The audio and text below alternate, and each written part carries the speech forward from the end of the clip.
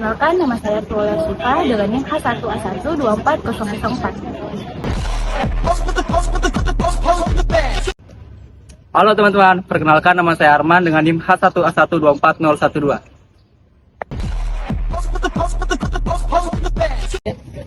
Perkenalkan, nama saya Nur Fadila dengan NIM H1A12421. Halo semua, perkenalkan nama saya Riki Fitriani Damai dengan NIM H1A1242222. Perkenalkan nama saya Soni Setiawan, NIM saya H1A12431. Assalamualaikum warahmatullahi wabarakatuh. Kami dari kelompok 4 ingin mempresentasikan materi kami dengan tema pelanggaran Undang-Undang ITE dengan judul penyebaran data pribadi yang dilakukan oleh Adam Denny dan Nimade Dwita Anggari. Terbukti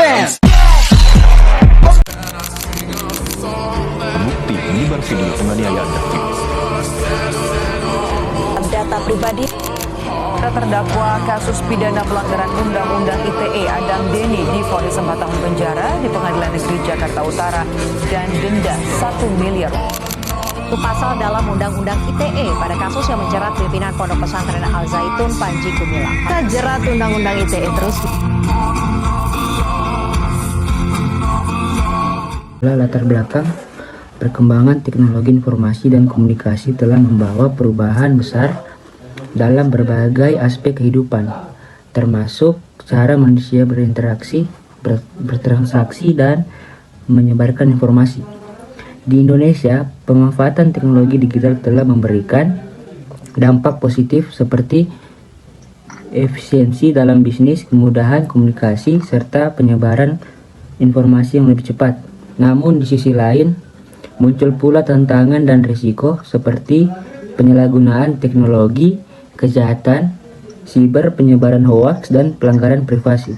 Untuk menjawab tantangan tersebut, pemerintahan Indonesia menetapkan Undang-Undang Nomor 11 Tahun 2008 tentang Informasi dan Transaksi Elektronik, yaitu UU ITE, yang kemudian direvisi melalui Undang-Undang Nomor 19 Tahun 2016. Undang-undang ini bertujuan untuk memberikan kepastian hukum dalam pemanfaatan teknologi informasi dan transaksi elektronik serta melindungi hak-hak masyarakat di dunia digital. Dalam perkembangan teknologi informasi, penyebaran data pribadi menjadi isu krusial seperti kasus Adam Denny dan Nimade Dwita Anggari yang menggambarkan bagaimana Undang-Undang ITE relevan dan mengatur penyalahgunaan informasi pribadi. Kasus-kasus tersebut menegaskan pentingnya perlindungan data pribadi di era digital. Penyebaran data pribadi tanpa izin tidak hanya melanggar hak privasi seorang, tetapi juga dapat berdampak serius terhadap reputasi dan kesejahteraan korban. Penyebaran Undang-Undang Informasi dan Transaksi Elektronik dalam menangani kasus siber penyebaran data pribadi yang dilakukan oleh Adam Denny dan Nimade Dwita Anggari. Undang-Undang Informasi dan Transaksi Elektronik atau Undang-Undang ITE adalah undang-undang yang mengatur mengenai informasi dan transaksi elektronik. Undang-Undang ITE pertama kali disahkan melalui Undang-Undang Nomor 11 Tahun 2008 sebelum akhirnya direvisi dengan Undang-Undang Nomor 19 Tahun 2016. Pelaksanaan Undang-Undang ITE dalam menangani kasus siber penyebaran data pribadi adalah penerapan peraturan perundang-undangan yang mengatur tentang penggunaan, penyimpanan, dan perlindungan data pribadi seseorang di ruang digital, serta langkah-langkah hukum untuk menangani tindakan penyebaran data pribadi tanpa izin.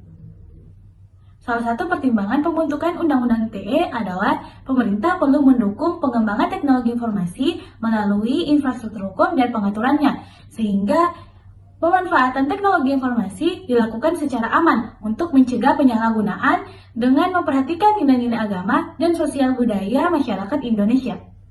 Pengertian data pribadi menurut Undang-Undang Nomor 27 Tahun 2022 adalah setiap data tentang kehidupan seseorang, baik teridentifikasi atau dapat diidentifikasi secara tersendiri maupun kombinasi dengan informasi lainnya baik secara langsung maupun tidak langsung melalui sistem elektronik atau non-elektronik.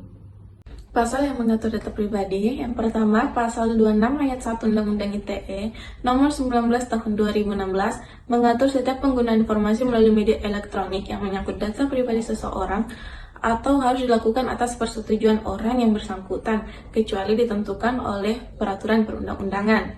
Yang kedua, pasal 27 ayat 1 Undang-Undang ITE nomor 1 2024 berbunyi, setiap orang dengan sengaja dan tanpa hak mendistribusikan atau mentransmisikan atau membuat dapat diaksesnya informasi elektronik atau dokumen elektronik yang memiliki muatan atau melanggar kesusilaan. Yang ketiga, pasal 45 ayat 1 Undang-Undang ITE nomor 1 tahun 2024, orang yang dengan sengaja dan tanpa hak mendistribusikan dan mentransmisikan atau membuat dapat diaksesnya informasi elektronik atau dokumen elektronik yang memiliki muatan yang melanggar kesusilaan sebagaimana dimaksud dalam pasal 27 ayat 1 dipidana dengan pidana penjara paling lama 6 tahun dan atau didenda paling banyak 1 miliar rupiah. Berikut kronologi kasus penyebaran data pribadi milik Ahmad Saroni yang dilakukan oleh Adam Denny dan Nimade Dita Anggari. Adam Denny merupakan seorang aktivis media sosial yang sering menyuarakan isu-isu publik. Ia menghadapi dakwaan pelanggaran Undang-Undang ITE karena telah mengunduh dokumen pribadi milik Ahmad Saroni yang merupakan anggota DPR RI sekaligus politikus di Partai Nasdem. Adam Denny tidak menyangkal atas perbuatannya. Dengan lantang, ia menjelaskan alasannya di depan majelis hakim. Ia beranggapan bahwa tindakan yang merupakan tindak lanjut atas dugaan penyalahgunaan jabatan seorang pejabat publik yang ingin mengadakan barang mewah tanpa dikenai pajak. Kasus ini bermula ketika Adam Denny berkenalan dengan Nimade Dita Anggari yang merupakan pengusaha yang mengetahui transaksi pembelian barang mewah tersebut. Adam Denny dan Nimade Dita Anggari menjalin hubungan pertemanan sejak Februari 2016. Nimade Dita Anggari menceritakan bahwa Ahmad Saroni telah membeli sepeda dengan harga 380 juta di luar negeri secara ilegal untuk menghindari membayar pajak. Pada 26 Januari 2022, Nimade Dita Anggari mengirimkan dokumen pembelian sepeda tersebut kepada Adam Denny melalui WhatsApp. Mereka berdua sepakat untuk melaporkan dugaan tersebut ke Komisi Pemberantasan Korupsi atau KPK. Namun Adam Denny memiliki ide lain. Karena ia merupakan aktivis media sosial yang memiliki pengaruh besar, ia memutuskan untuk mengupload dokumen tersebut ke akun Instagram miliknya. Ia berharap unggahan tersebut dapat menarik perhatian publik terhadap dugaan penyalahgunaan jabatan yang dilakukan oleh wakil rakyat. Namun perbuatannya tersebut berbuah pahit. Tak lama unggahannya itu viral, Adam Denny mendapat pesan dan panggilan telepon dari Ahmad Saroni. Ahmad Saroni meminta untuk dijelaskan atas tindakan yang dilakukan Adam Denny tersebut. Namun karena Adam Denny sudah merasa kecewa atas dugaan penyalahgunaan jabatan tersebut, ia mengabaikan panggilan pesan dan telepon tersebut. Tak lama kemudian Ahmad Saroni melaporkan Adam Denny ke kantor polisi atas dugaan penyebaran data pribadi tanpa izin. Kasus ini semakin besar. Adam Denny dan Nimade Dita Anggari akhirnya ditangkap dan dijerat pasal Undang-Undang ITE karena penyebaran data pribadi tersebut. Di sini saya lanjutkan tentang sanksi hukuman terhadap Adam Denny dan juga Nimade Dita Anggari. Seperti kita ketahui bahwa Adam Denny dan juga Nimade Dita Anggari ini melakukan tindak pidana, yaitu melakukan penyebaran data pribadi tanpa izin, yang dimana terhadap tindakan mereka itu melanggar beberapa pasal. Yang pertama itu ada pasal 30 ayat 1 Undang-Undang ITE, yang dimana pasal ini melarang tindakan yang menyebabkan data elektronik meliputi menjadi tidak sah, termasuk menyebabkan data pribadi tanpa izin, dimana sanksi terhadap sanksi bagi yang melanggar pasal ini yaitu dikenai penjara selama maksimal 8 tahun dan juga denda maksimal 2 miliar rupiah. Denny dan juga Dita ini melanggar pasal 48 ayat 3 junto pasal 32 ayat 3 Undang-Undang ITE, yang dimana pasal ini melarang penyebaran data yang bersifat pribadi, dan jika tindakan tersebut dilanggar maka akan menimbulkan sanksi yaitu penjara maksimal 10 tahun dan juga denda maksimal 5 miliar rupiah. Yang ketiga itu ada pasal 55 ayat 1 ke 1 KUHP, di mana pasal ini menjelaskan bahwa tindakan tersebut dilakukan bersama-sama, yaitu antara Adam Deni dan juga Nimade Dwita Anggari. Yang selanjutnya adalah pertimbangan hukum Adam dan juga Dwita. Dalam persidangan ada beberapa pertimbangan hukum. Yang pertama adalah hal yang memberatkan. Hal yang memberatkan yang pertama adalah tindakan Adam dan juga Dwita ini dianggap merugikan korban, yaitu Ahmad Sahroni, di mana Adam dan Dwita ini melakukan penyebaran data pribadi milik Ahmad Sahroni. Yang kedua adalah tindakannya dilakukan di ruang digital, yang mana ketika tindakan tersebut dilakukan di ruang digital, tentu saja akan mudah diakses oleh banyak pihak. Kemudian ada hal-hal yang meringankan, yaitu Adam Deni dan juga Nimade Dwita Anggari ini selalu bersifat kooperatif dalam persidangan, sehingga hal itu menjadi pertimbangan majelis hakim dalam mengambil keputusan. Kemudian ada putusan pengadilan.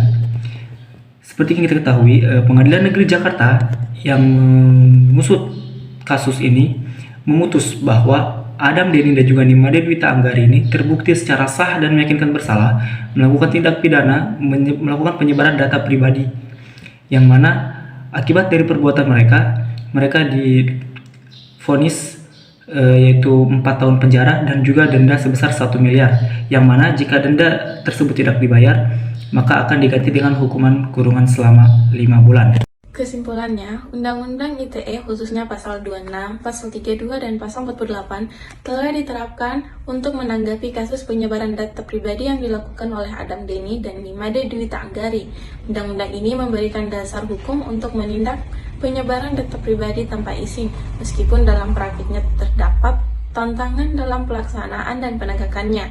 Keduanya dijatuhi hukuman sesuai dengan ketentuan Undang-Undang ITE yang mengatur tentang penyebaran data pribadi, dengan hukuman penjara dan denda sebagai konsekuensi dari pembuatan mereka.